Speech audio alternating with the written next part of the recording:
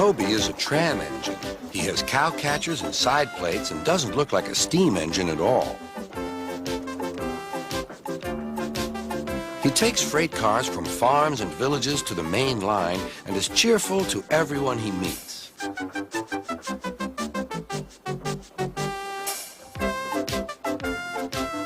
He has a coach called Henrietta who has seen better days. "It's not fair at all," she grumbles, remembering that she used to be full and 9 cars would rattle behind her.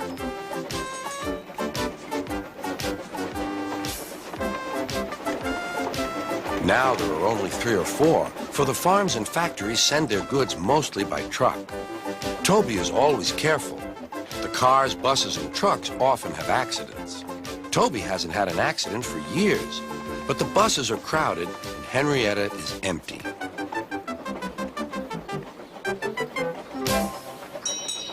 A lady and a stout gentleman stood on Toby's platform. He was, of course, Sir Topham Hatt, but Toby didn't know this yet. "Come on, grandfather," cried the children. "Do look at this engine." "That's a tram engine, Stephen," said Sir Topham Hatt.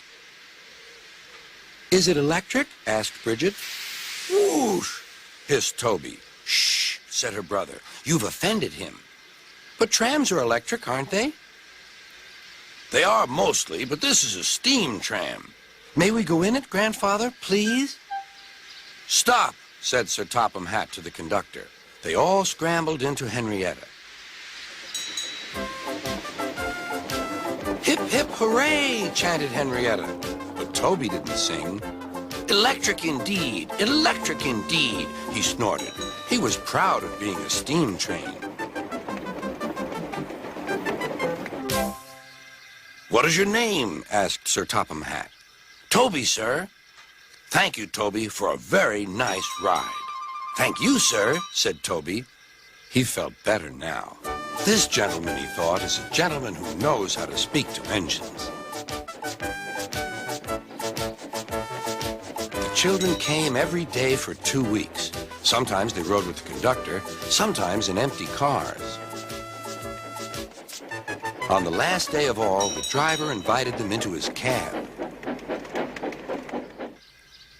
All were sorry when they had to go away. And Sir Topham Hatt and his family thanked everyone. "Come again soon," replied Toby. We will," called the children.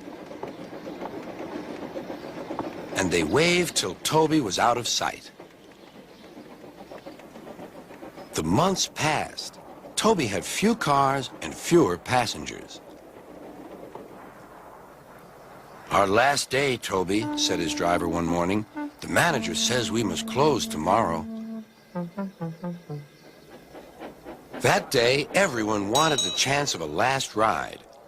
The passengers joked and sang, but Toby and his driver wished they wouldn't.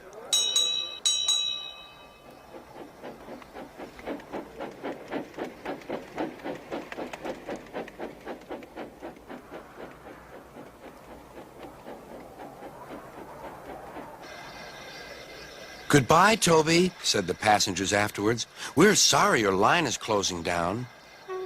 "So am I," said Toby. Nobody wants me, Toby thought, and went unhappily to sleep. Next morning, the shed was flung open, and old Toby woke with a start to see his driver waving a piece of paper at him. "Wake up, Toby," he shouted excitedly. "The mail has just arrived, and there is a letter for us from the stout gentleman. Maybe it's good news."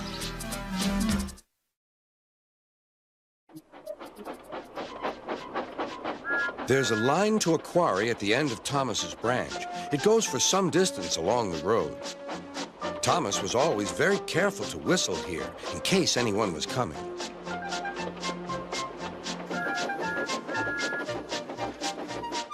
Early one morning, a large policeman was sitting close to the line. Thomas liked policemen. He had been a great friend of the officer who had just retired. "Beep, beep," he whistled. "Good morning." Thomas expected that the new officer would be friendly too, but he was sorry to see that he didn't look friendly at all. He was red in the face and very cross. "Disgraceful," he spluttered. "I didn't sleep a wink last night. It was so quiet, and now engines come whistling suddenly behind me." "I'm sorry, sir," said Thomas. "I only said good morning." The policeman pointed to Thomas. "Where's your cowcatcher?" he asked. "But I don't catch cows, sir." "Don't be funny," snapped the policeman. He looked at Thomas's wheels. No side plates either. And he wrote in his notebook, "Engines going on public roads must have their wheels covered and a cowcatcher in front to protect people and animals from being dragged under the wheels if they stray onto the line. You haven't, so you are dangerous." "Rubbish," said Thomas's driver. "We've been along here hundreds of times and never had an accident." "That makes it worse," the policeman answered. He wrote "regular lawbreaker" in his book. Thomas puffed sadly away.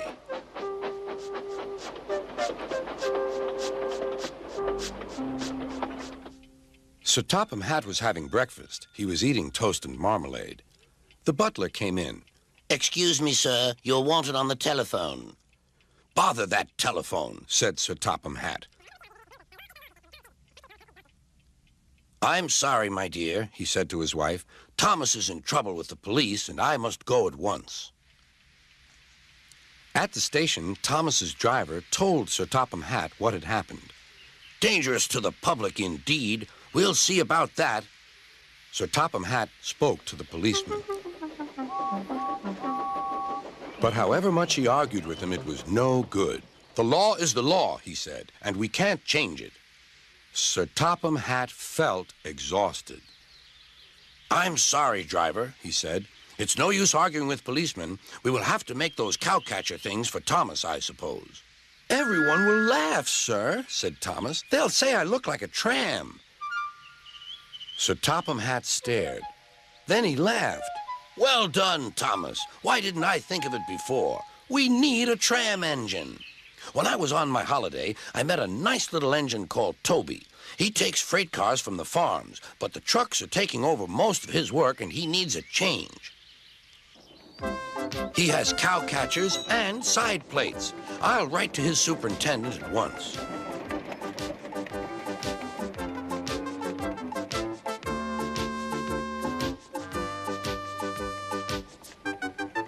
A few days later, Toby arrived. "That's a good engine," said Sir Topham Hatt. "I see you've brought your coach, Henrietta." "You don't mind, do you, sir?" asked Toby. "The station master wanted to use her as a hen house, and that would never do." "No, indeed," said Sir Topham Hatt. "We couldn't allow that."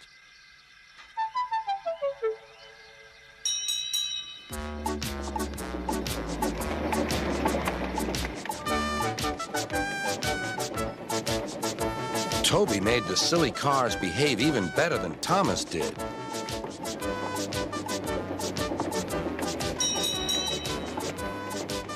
"Hey, you!"